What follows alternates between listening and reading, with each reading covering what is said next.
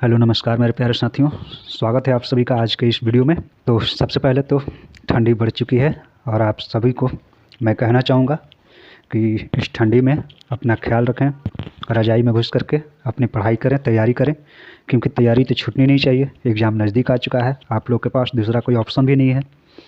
तो ठंडी को झेलते हुए, रज़ाई में घुसते हुए अपनी तैयारी को मजबूत करना है। और इसी सिलसिले में हम आप सबके लिए लेकर के आ गए हैं एक नया वीडियो। जैसा कि आप लोग को पता है कि बिहार बोर्ड के द्वारा मॉडल पेपर 2026 का जारी कर दिया गया है, तो उसी मॉडल पेपर का हम यहाँ पे सॉल्यूशन कराने वाले हैं। तो सबसे पहली वीडियो है मॉडल पेपर का, जिसमें हम हिंदी का मॉडल पेपर जो है इसका सॉल्यूशन करने वाले हैं। तो इसके बाद धीरे धीरे बाकी सब्जेक्ट का भी हम मॉडल पेपर करा देंगे करेक्ट आंसर के साथ 100/100। ठीक है, ये मॉडल पेपर बस इसलिए जारी होते हैं कि आप लोगों को पहले एक आइडिया लग जाए कि आपके बोर्ड एग्ज़ाम में कैसा क्वेश्चन आने वाला है, कैसा क्वेश्चन पूछने वाला है। और सबसे खुशी की बात, सबसे बड़ी बात ये है कि इस बार भी आपके एग्ज़ाम में 100 ऑब्जेक्टिव रहने वाले हैं, जिसमें से आपको 50 ऑब्जेक्टिव के आंसर देने होते हैं। ठीक है, तो ये तो आप सबके लिए बहुत अच्छी बात है, क्योंकि कहा जाए तो बदला कुछ भी नहीं है। Same to same previous year जैसा है। जैसे 2025 में एग्ज़ाम हुआ था, सेम टू सेम वैसा ही पेपर आएगा 2026 में भी। सेम टू सेम वैसा ही पेपर, क्वेश्चन नहीं। ठीक है, चलिए तो अब आप लोगों का ज़्यादा समय हम वेस्ट नहीं करेंगे। चलिए हम लोग देखते हैं कि बिहार बोर्ड के द्वारा जो मॉडल पेपर आया है क्या आया है। तो यहाँ पे आप लोग देख सकते हैं सेकेंडरी स्कूल एग्जामिनेशन 2026, यानी कि 2026 का मॉडल पेपर है। यहाँ पे बाकी से भी आप लोग पढ़ ही लिए होंगे जैसा क्वेश्चन पेपर में रहता है ना। 3 घंटे 15 मिनट का समय है। हालांकि हम यहाँ पे 10 से 15 मिनट के अंदर में करवाने वाले हैं। ये सब आप लोग घर पे बैठ के पढ़ लीजिएगा, है ना। जहाँ नहीं समझ में आएगा पूछ लीजिएगा, हम आपको बता देंगे। फिलहाल हम लोग डायरेक्ट आते हैं क्वेश्चन पे। यहाँ पर मैं आपको बता दूँ कि यहाँ पे 1 से 50 तक, यानी कि 100 जो ऑब्जेक्टिव हैं, ठीक है, 100 जो ऑब्जेक्टिव हैं, तो 1 से 50 तक आपके जो है बुक का क्वेश्चन आएगा। ठीक है, और 51 से 100 तक जो है आपके ग्रामर का क्वेश्चन आएगा। लेकिन याद रखिएगा एग्ज़ाम में आपका ऐसा नहीं होगा। एग्ज़ाम में आपका 1 से 100 तक में जो है ग्रामर और बुक दोनों का मिक्स क्वेश्चन रहेगा, जिसमें लगभग अगर देखा जाए तो 50 से 55 क्वेश्चन आपके व्याकरण के होंगे और 45 से 50 क्वेश्चन जो है आपके बुक के होंगे। ठीक है, हालांकि मॉडल पेपर में अलग अलग दिया है 50-50 करके। तो चलिए पहला क्वेश्चन है, बाबा साहेब भीमराव अम्बेडकर के विख्यात भाषण एनाहिलेशन ऑफ कास्ट का हिंदी रूपांतरण जाति भेद का उच्छेद नाम से किसने किया। तो यहाँ पे आपका ऑप्शन नंबर हो जाएगा ललई सिंह यादव ने। ठीक है, अगला क्वेश्चन है कि बाबा साहब भीमराव अम्बेडकर के अनुसार जाति प्रथा कैसी प्रथा है। तो ये गंभीर दोषों से युक्त प्रथा है। ठीक है, यानी कि ये एक ऐसी प्रथा है जिसमें बहुत सारे दोष शामिल हैं। प्रश्न संख्या 3 है कि गुरु नानक ने किस प्रकार की भक्ति का प्रचार किया। तो गुरु नानक ने निर्गुण ब्रह्म की भक्ति का प्रचार किया था। ऑप्शन नंबर डी हो जाएगा, है ना। आप लोगों को लग रहा होगा कि बहुत इजी क्वेश्चन है, तो यही सब क्वेश्चन एग्जाम में आते हैं। एग्जाम में और बाहर से कोई क्वेश्चन नहीं आते हैं। चलिए प्रश्न संख्या 4 है कि संत कवि गुरु नानक गुरु की कृपा प्राप्त कर किसके साथ एकाकार होने की प्रेरणा देते हैं। गोविंद के साथ। गोविंद का मतलब ईश्वर होता है, भगवान होता है। दही वाली मगम्मा शीर्षक कहानी का कन्नड़ भाषा से हिंदी में अनुवाद किसने किया है। तो BR नारायण ने किया है। ऑप्शन नंबर ए हो जाएगा। दही वाली मगम्मा से कर्ज किसने मांगा। दही वाली मगम्मा से कर्ज रंगप्पा ने मांगा था। नलिन विलोचन शर्मा की स्कूल की पढ़ाई कहाँ से हुई। नलिन विलोचन शर्मा की स्कूल की पढ़ाई जो है पटना कॉलेजिएट स्कूल से हुई थी। निम्नलिखित में कौन सेन साहब की लड़की नहीं है। सीमा, रजनी, आलो, शेफाली, आरती, ये उनकी 5 लड़कियां हैं। तो सीमा नाम मैंने बोला ही, आलो, आरती, ये तीनों उनकी लड़कियां हैं। इसके अलावा शेफाली भी है ना, रजनी भी है। लेकिन मोहिनी नाम की कोई लड़की सेन साहब की नहीं थी। तो ऑप्शन नंबर आपका डी हो जाएगा। कबीर अस्थान किस छंद में सिद्ध थे। तो कबीर अस्थान जो है सवैया छंद में सिद्ध थे। अगला प्रश्न है कि कबीर अस्थान के आराध्य हैं। आराध्य का मतलब वे किस भगवान की पूजा करते हैं। तो वे कृष्ण भगवान की पूजा करते हैं। ऑप्शन नंबर सी में दिया गया है। ढहते विश्वास शीर्षक में तुरई के फूल की तरह खिलखिलाकर हंसते लोग सहसा क्यों मुरझा गए। बाढ़ के कारण, है ना। ऑप्शन नंबर सी में। ढहते विश्वास शीर्षक कहानी में लक्ष्मी ने बांध की निगरानी के लिए अपने परिवार से किसको भेज दिया। तो अपने बड़े लड़के को भेज दिया। और बड़े लड़के का नाम क्या था। अच्युत नाम था। ठीक है, अच्युत नाम था बड़े लड़के का नाम। अगला क्वेश्चन है कि मैक्स मुलर ने महारानी विक्टोरिया द्वारा प्रदान की गई किस उपाधि को अस्वीकार कर दिया था? तो ऑप्शन नंबर बी हो जाएगा, नाइट की उपाधि को। मैक्स मुलर के अनुसार यूरोप में प्रचलित कहावतों और दंत कथाओं का प्रमुख स्रोत किस धर्म को माना जाता है? तो ऑप्शन नंबर सी हो जाएगा, बौद्ध धर्म को माना जाता है। प्रश्न संख्या 15 है कि निम्नलिखित में कौन प्रेम के पीर के कवि हैं? प्रेम की पीर के कवि हैं। ऑप्शन नंबर ए हो जाएगा, घनानंद। कवि घनानंद अपने आंसुओं को कहाँ पहुँचाना चाहते हैं? प्रेमिका सुजान के आंगन में। ईश्वर पेटलिकर किस भाषा के लोकप्रिय कथाकार हैं? गुजराती भाषा के लोकप्रिय कथाकार हैं। माँ शीर्षक कहानी में किसको ठीक देखकर माँ जी को हर व्यक्ति मंगू को अस्पताल में भर्ती कराने की सलाह देने लगा? तो मंगू के ही गांव की एक दूसरी लड़की जो कि पागल हो गई थी, तो उसका इलाज हुआ और वो ठीक हो गई। उसी को देख करके जो है लोग मंगू की माँ को भी ये सलाह देते थे कि मंगू को भी अस्पताल में भर्ती करा दिया जाए तो अच्छा रहेगा। तो जो मंगू के गांव की जो लड़की थी उसका नाम था कुसुम, है ना। ऑप्शन नंबर बी हो जाएगा। हजारी प्रसाद द्विवेदी को किस ग्रंथ के लिए साहित्य अकादमी पुरस्कार प्राप्त हुआ? आलोक पर्व के लिए। ऑप्शन नंबर ए हो जाएगा। कामसूत्र नामक ग्रंथ के रचनाकार कौन है? वात्स्यायन। ऑप्शन नंबर सी हो जाएगा। ठीक है। बद्री नारायण चौधरी प्रेमघन हिंदी साहित्य के किस युग के महत्वपूर्ण कवि हैं? बद्री नारायण चौधरी प्रेमघन जो हैं भारतेंदु युग के महत्वपूर्ण कवि हैं। स्वदेशी शीर्षक पाठ के अनुसार किस कारण से भारतीयों की बुद्धि विदेशी हो गई? तो विदेशी विद्या पढ़कर। कहानीकार सुजाता का वास्तविक नाम क्या है? एस रंगराजन इनका वास्तविक नाम है। नगर शीर्षक कहानी में वल्ली अमाल अपनी लड़की पप्पाती के साथ मदुरै स्थित बड़े अस्पताल के किस विभाग के बाहर बरामदे में बैठी प्रतीक्षा कर रही थी? तो ऑप्शन नंबर डी हो जाएगा, बहिरंग रोगी विभाग में। नागरी लिपि शीर्षक पाठ के लेखक कौन है? गुणाकर मुले हैं। पठित पाठ के आधार पर बताएं कि धारा नगरी का कौन शासक अपने विद्या अनुराग के लिए इतिहास में प्रसिद्ध है? मिहिर भोज, है ना, मिहिर भोज। निम्नलिखित में किनकी आरंभिक रचनाएं प्रकृति और सौंदर्य के प्रेमी कवि की संवेदनशील अभिव्यक्तियों से परिपूर्ण है?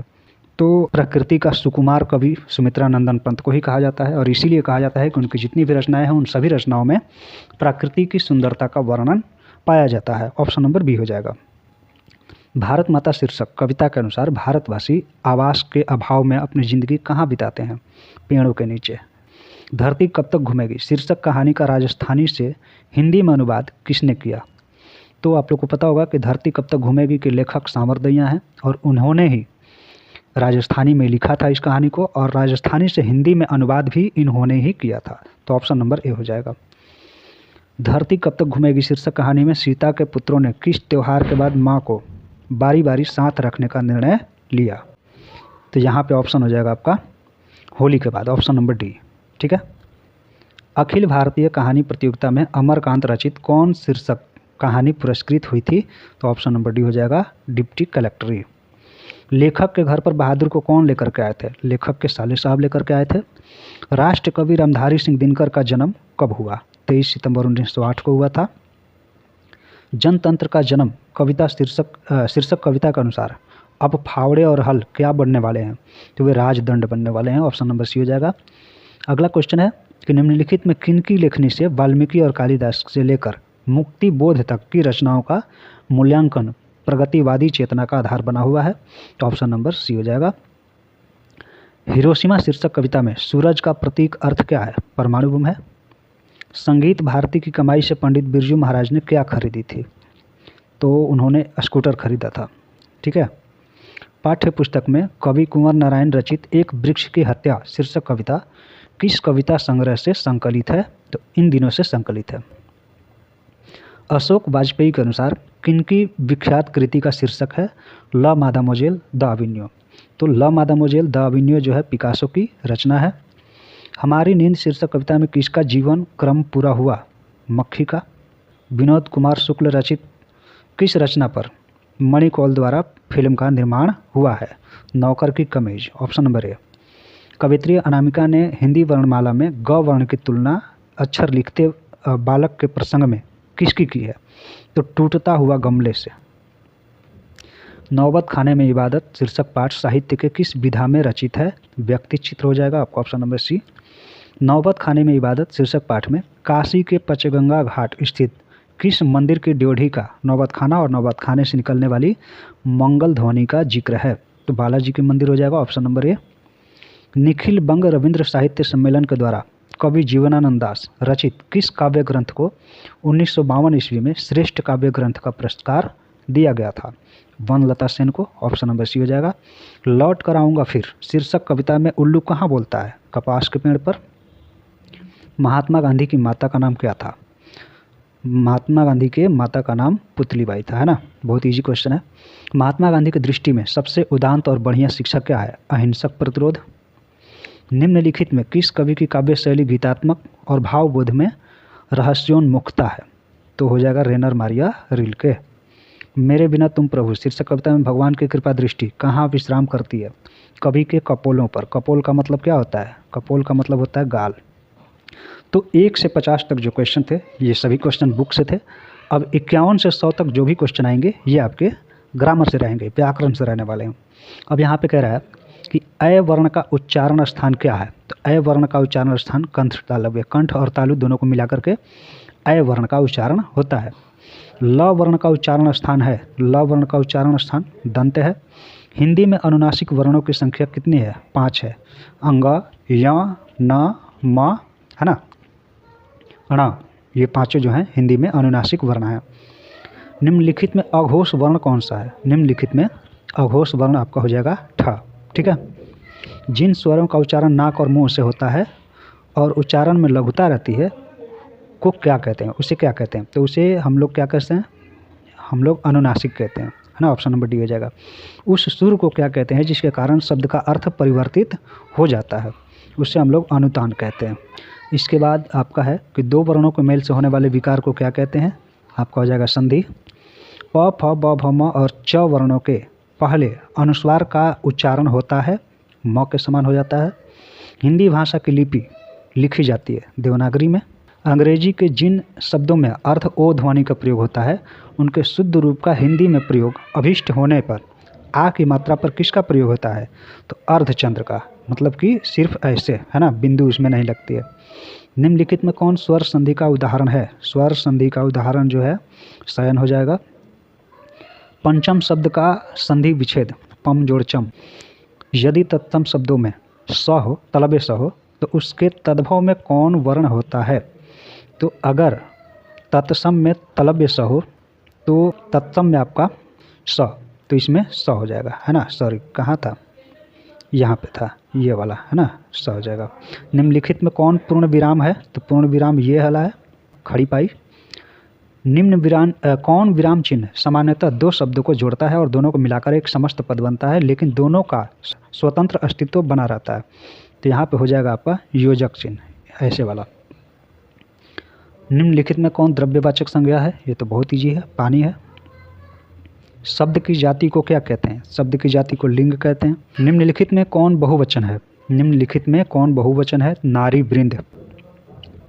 निम्नलिखित में कौन स्त्रीलिंग शब्द है? स्त्रीलिंग, स्त्रीलिंग हो जाएगा आपका चित्रकला। निम्नलिखित में कौन पुल्लिंग शब्द है?